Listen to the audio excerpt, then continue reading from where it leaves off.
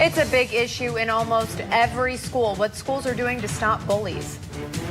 Day 9 for the federal government shutdown. Mid-Missourians take to the streets to push for an end. And 2 workers took a 30-foot fall this morning while on a job in Columbia. We'll take a look at how they're doing. KOMU 8 News First at 5 starts now.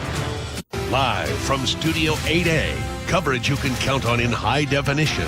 This is KOMU 8 News First at 5. October is National Bullying Prevention Month, and today marks Unity Day. Good afternoon. I'm Brittany Pieper. And I'm Rachel Whittle. Thanks for joining us. Students, teachers, and parents are teaming up in schools across the country to become one unified band against bullying. According to the National Bullying Prevention Center, 28% of students in grades 6 through 12 have experienced some form of bullying, and 64% of those who faced bullying did not report it to somebody. Jefferson Middle School in Columbia is educating its students about ways to curb bullying. Each morning this month, teachers are taking 18 minutes to discuss prevention and resources. The school has its first anti-bullying curriculum. Students watch videos, run through different scenarios, and learn about the resources available to them when it comes to bullying. The Ashland mayor resigned today. Gene Rohrer has been in office less than 3 months following previous mayor Michael Jackson's resignation. This is the 6th Ashland city leader to resign in 5 months. Rohrer was the first ward alderman before taking on the mayorship. This comes after a heated meeting yesterday to discuss Alderman Jeff Anderson's suspension. The board asked Anderson to resign, but wouldn't tell him or us why. Former Columbia City Councilwoman Almeda Creighton is in serious condition at Boone Hospital today. Friends of Creighton say she's in a coma after heart trouble yesterday morning. Scott Crystal says Creighton had heart trouble in the past and needs surgery to replace a valve. Creighton served on the city council for 9 years, and she's well known in the community for heading up the Everybody Eats program in Columbia, which provides meals and food baskets on Thanksgiving. Lifelong friend Curtis Soule says he expects Creighton will get right back to preparing for Thanksgiving as soon as she recovers. Soule says Creighton also has kidney problems and has received dialysis treatment for years now. Creighton's house was remodeled this summer by the Fairview Road Church of Christ. A teenager is dead and 2 other people are in the hospital after a car crash in Montgomery County early this morning. The Highway Patrol says Robert Scarlett was driving in his car on Boonslick Road when he lost control, flew off the road, and hit several trees. Scarlett was ejected from the car along with the 2 passengers. One of those was Ryan Biggs, who died. A spokesperson for the Missouri Highway Patrol says the wreck would have been less severe if the passengers were wearing seatbelts. The driver is in serious condition, and 21-year-old Ethan Anderson is in fair condition. This morning's fatal wreck is the second for Troop F in 9 days, which covers 13 counties, many of those in mid-Missouri. It's the 31st fatal wreck this year in that same area. The Cooper County Sheriff's Department is investigating a homicide. Sheriff Jerry Wolf says that the body of a black woman between the age of 35 and 40 was found this morning on Crab Orchard Road in Booneville. Wolf did not give the identity of the victim. Investigators have not released the cause of death, but they believe there may be some ties to Columbia. Wolf said the investigation is in the beginning stages, but they hope to find more in the coming days. An autopsy is scheduled for tomorrow, and that investigation is ongoing. 2 construction workers were sent to the hospital today after scaffolding collapsed underneath them.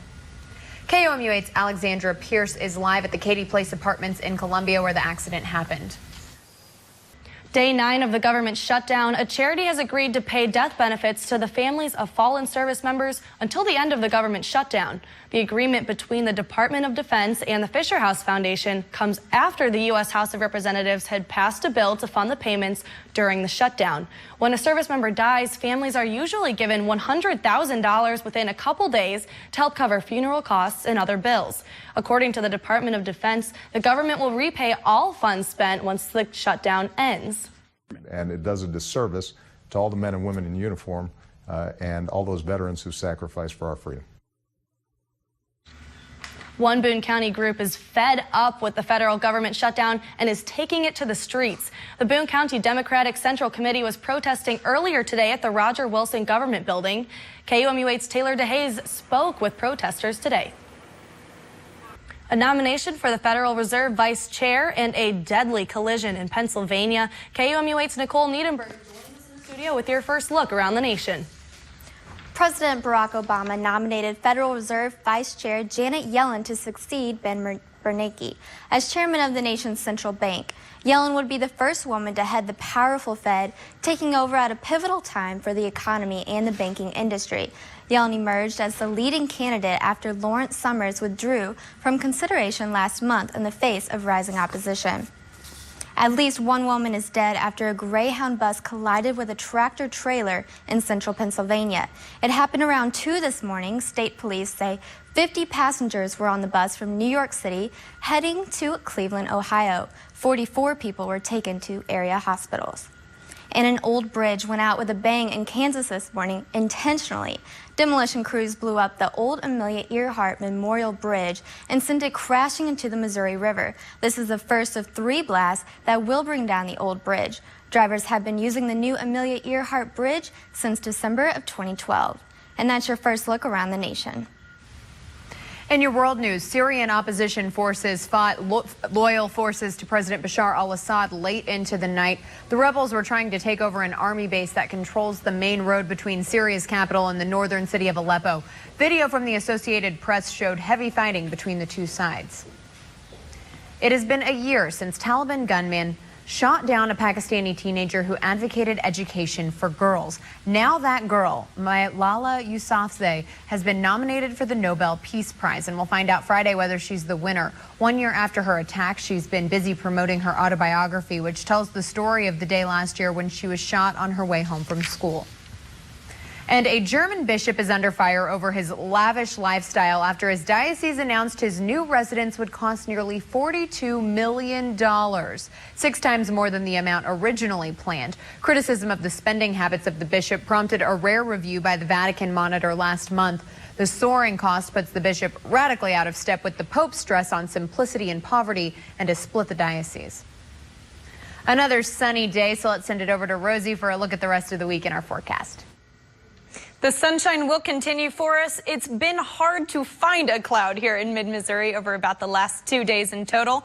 Most of our temperatures right now still into the middle 70s, where most of us topped out at our warmest hour of the day about 3 to 4 p.m. Not all that long ago. Still holding on to a fair amount of daytime heating. Crystal clear skies expected for another night, though, tonight here in mid-Missouri. Overnight temperature is actually going to be a little bit warmer, and we are certainly on a warming trend. We'll talk about the warmest day of your next 8 in total. It's going to be right around the corner.